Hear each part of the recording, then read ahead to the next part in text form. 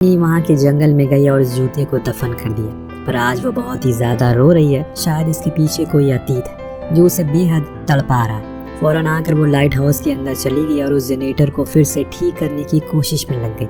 लेकिन अफसोस कि वो ऐसा नहीं कर सकी। लेकिन अब उसे ये डर सताने लगा है कि कहीं वो भी अपनी बेटी की तरह मर तो नहीं जाएगी। ऊपर नबील अभी भी घायल हालत में है, लेकिन फिर भी अपनी कोशिश कर रहा है किसी भी हाल में वो उस रेडियो को दोबारा से ठीक कर दे ताकि किसी को बुला सके। लेकिन उसकी लाख कोशिशों के बाद भी ऐसा मुमकिन नहीं हो पाया। धीरे धीरे समय के बाद अब इनके खाने के एक निवाले में 4 हिस्से होने लगे, जो ये दर्शाता है कि अब खाने की बहुत कमी हो गई है। पर यह मुसीबत कम थी कि उसी रात एक बड़ा तूफान दस्तक देता, जिससे बचने के लिए ये लोग उसी लाइट हाउस में छुप जाते।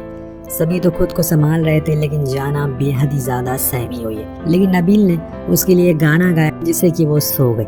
उसे कुछ ही देर बाद तूफान भी थम गया। तब एडम बाहर जाकर साफ पानी लेकर आता और अपनी माँ को भी देता है। लेकिन इस साफ पानी को देखकर फ्लोरा भी हैरान थी, पर खुश भी थी कि उसका बेटा अब समझदार हो गया, जो चीज उसे उम्मीद दे रही है। लेकिन रात के तूफान के बाद सब कुछ उजड़ गया।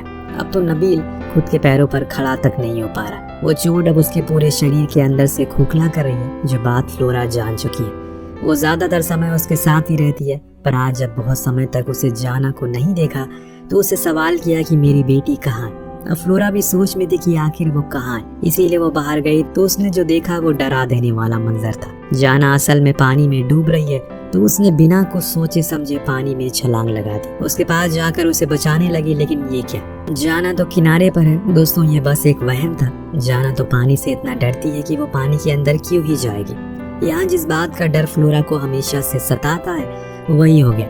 उसने अपने पूरे परिवार को छोड़ दिया और खत्म हो गई, क्योंकि उसे तो तैरना तक नहीं आता।